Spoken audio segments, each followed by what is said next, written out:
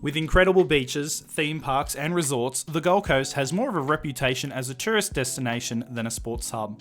But with a population of just under 700,000 as of the most recent census, Gold Coast is the biggest non-capital city in Australia.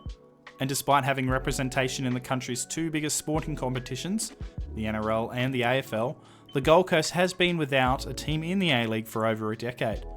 Its spell in the A-League was short, only 3 seasons in fact, and it was never short of drama on the pitch, and definitely not off it.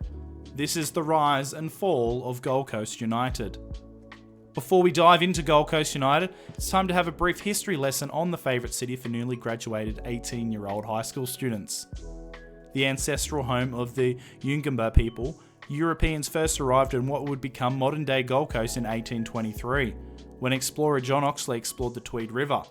The region's supply of timber in the hinterland attracted people to the area in the mid-19th century, leading to the establishment of a number of small townships. The likes of Nerang, Burleigh Heads and Southport were some of the first notable towns to pop up, with the latter quickly growing a reputation as a secluded holiday destination for the elite residents of Brisbane. After the establishment of the Surfers Paradise Hotel in the 1920s, the region grew significantly. The Gold Coast region was actually called the South Coast, due to its location being, south of Brisbane. But overinflated prices for real estate and other goods and services led to the South Coast receiving the nickname Gold Coast from 1950. Despite some locals not liking the nickname, the Gold Coast name stuck. The town of South Coast local government area, which was formed after an amalgamation between the town of Coolangatta and town of Southport, was renamed to the town of Gold Coast in 1958. The area boomed significantly during the 1980s as a leading tourist destination, with Dreamworld arriving in 1981 and the Warner Brothers Movie World opening in 1991. SeaWorld had already been on the Gold Coast since 1971. Gold Coast's first foray into top-level professional sport came in 1987 when the newly established Brisbane Bears joined the Victorian Football League, the leading Australian rules football competition in the country. Despite being named Brisbane, the Bears played at Carrara Stadium on the Gold Coast, as the Gabba was unavailable due to a long-term contract and being home to greyhound racing. The Bears' backers pushed for a redevelopment of the Gabba, but after that failed, the backers nominated the venue at Carrara as the temporary venue for the new club. The Bears would ultimately move to Brisbane permanently in 1993. Gold Coast would get its AFL team full-time in 2011 when the Suns joined as the competition's 17th team. The Gold Coast joined the New South Wales Rugby League in 1988, with the Gold Coast Tweed Giants one of 3 new clubs to join the competition alongside the Brisbane Broncos and the Newcastle Knights. Due to a clause in the Broncos' licence that allowed only one team to play in South East Queensland, the Giants were actually based out of Tweed Heads in New South Wales, which is technically a part of the Gold Coast urban area. In 1990, the Giants would change their name to the Seagulls and drop Tweed from its name altogether. The club was briefly referred to as the Gladiators before becoming the Chargers in 1996 to 1998, where they played out of Carrara Stadium, which had been vacated by the Brisbane Bears. The frequent name changes reflected the club's often troubling financial issues, and at the end of the 1998 NRL season, the club folded. Rugby League would return to the Gold Coast in 2007 with the brand new Titans franchise joining, building a new stadium at Robina. It remains a part of the NRL to this date. Basketball also arrived on the Glitter Strip ahead of the 2007-08 NBL season, with the new franchise to be called the Gold Coast Blaze. But by May 2012, the Blaze had entered voluntary administration and ultimately left the league at the end of the 2011-12 season, bringing an end to the Blazers' 5-year stint in the NBL. As you can tell from some of these stories from other sports, Gold Coast hasn't had much luck when it's come to its sports teams. That's probably why it's probably got a bit of a reputation as the graveyard of Australian sport. But now let's dive into football. Despite the World Game being played on the Gold Coast since the early 1900s, the Gold Coast and District Soccer Association, now known as Football Queensland South Coast, wasn't formed until 1975, the first governing body for football in the region. Notable clubs in the region include Palm Beach, formed in 1966, the Nerang Eagles, Coomera Colts, Burleigh Heads, Gold Coast Knights, formed by Croatian migrants, the Italian-Australian-backed Merrimack, the Greek-Australian-based Surfers Paradise Apollo, and Mugaraba. Despite having no representation in the old National Soccer League, the Gold Coast got its first chance to join the A-League in 2008. A consortium under the working title Gold Coast Galaxy, led by real estate magnate Fred Taplin, was, along with North Queensland Thunder, considered for admission from the 2008-09 A-League season. But the FFA delayed expansion for a further season. Although the Galaxy bid had good support, Thunder was less secure, as a major financial backer pulled out in March 2008. The FFA later determined that neither the Galaxy or Thunder would join the league in the best interests of the game, given that a 9-team format with the bye was unfavoured. Several months later, news broke that Queensland mining magnate Clive Palmer would bankroll the new club. While Palmer had no previous association with football outside playing the game in his childhood, it was believed his interest in starting a team on the Gold Coast stemmed from the game's growing relationship with Asia, in particular China, a big trading partner in the mining industry. At the time, Palmer was the richest man in Australia. He promised that the new Gold Coast team would, quote, receive all the financial support they needed, end quote, and that the region, quoting him again, deserves the best team in the land and that's what they will get. Palmer wanted Gold Coast to be champions within 3 seasons of joining the competition.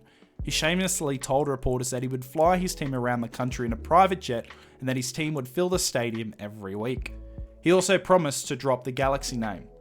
Instead, the more safe and simple United tag was adopted. Under the wing of coach Miran Bleiberg, Gold Coast United went undefeated in 10 of its pre-season games, including a memorable 2-1 win over Premier League club Fulham. Palmer, buoyed by his team's form, proclaimed that Gold Coast would go the 2009-10 season undefeated and take the league title.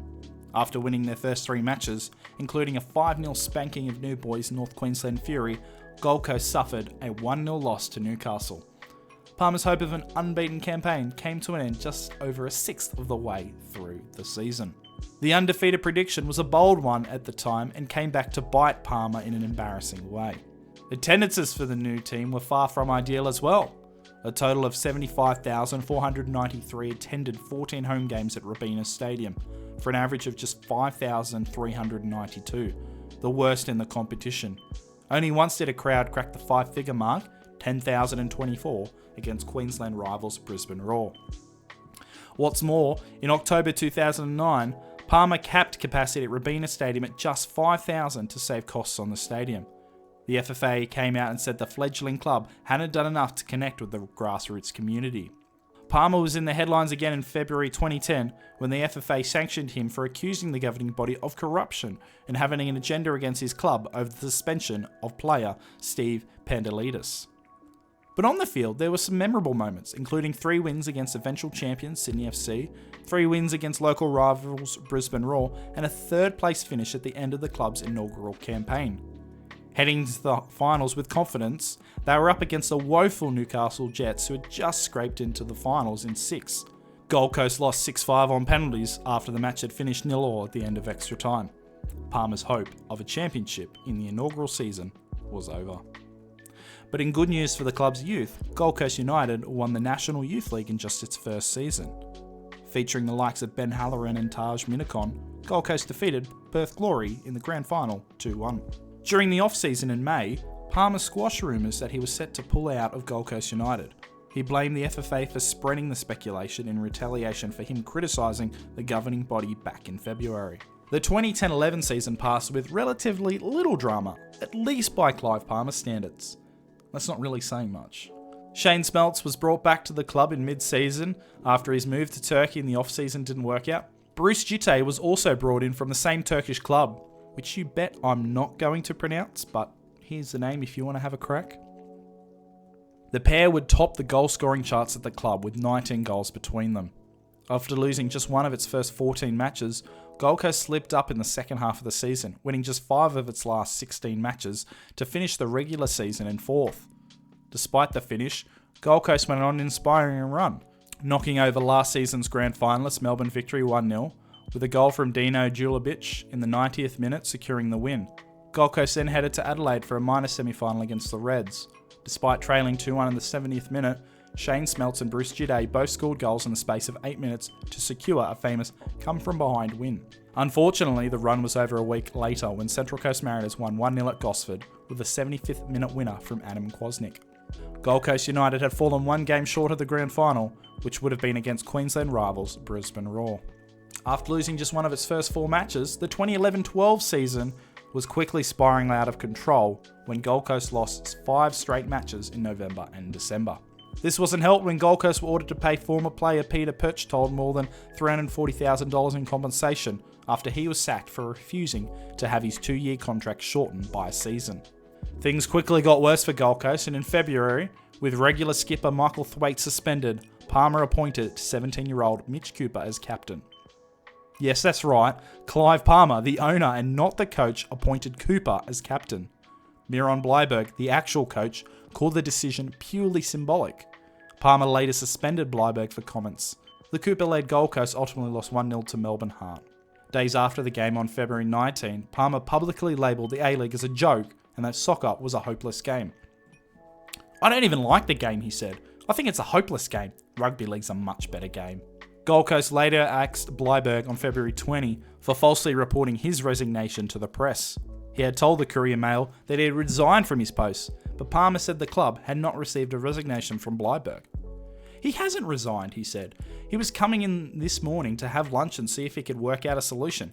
He texted us as late as yesterday confirming to us that he wanted to have lunch, and at the same time he went to the press saying something different.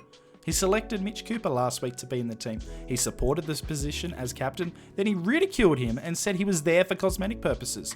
You don't do that to a 17-year-old boy trying to get confidence." Palmer denied the dismissal had nothing to do with his tense relationship with the FFA and how the A-League was run. Mike Mulvey was ultimately appointed as interim coach. Palmer was getting out of control, and on February 23 he challenged the Olyroos to take on Gold Coast's under-23s outfit in a $50,000 winner-takes-all match, while criticising the FFA's selection policy. On February 25, in a match against Melbourne Victory, Gold Coast played in its now iconic freedom of speech jerseys, despite an FFA directive not to. The governing body advised the club would be in breach of its A-League club participation agreement if it did so. And 2 days later, Gold Coast continued to defy the FFA and said it would wear the jerseys until the end of the season, claiming, of all things, it was in support of refugees. United CEO Clive Mensink said the words had nothing to do with Palmer's spat with the FFA, claiming the club wanted to highlight the, quote, awareness to the broader community about the plight of refugees. And he believed the slogan was non-controversial. On February 28, FFA Chairman Frank Lowy said Palmer's behaviour as an owner had been illogical, confusing and damaging to the sport. He described Gold Coast United as a spectacular fail in terms of connecting with the community. And on the following day, the FFA revoked Gold Coast's licence, with the club showing flagrant disregard for the club participation agreement, with 3 clear breaches being a conscious and deliberate contravention of FFA policies and procedures, deliberate defiance of a direction that was given by FFA, and repeated public statements made by or on behalf of Gold Coast United that brought the A-League, FFA and the game of football into disrepute and are prejudicial to the interests of the FFA, the A-League and the game of football in Australia. Quoting Frank Lowy, he said, "As custodians of the game, we had to act to protect the integrity of the A-League on behalf of the other 9 clubs, players, coaches, and most importantly, the fans." Clive Palmer threatened legal action. Nothing came of it. He did set up his own rival governing body, Football Australia, in March, not related to the current governing body with the same name. Palmer's governing body has been inactive since June 2012. Gold Coast United had 4 matches to play at the time of the club's licence being stripped. It won just one, a 3-0 win over Perth Glory. The club's last game was a 2-1 loss to Brisbane Roar, with just 6,102 fans watching on at Robina Stadium.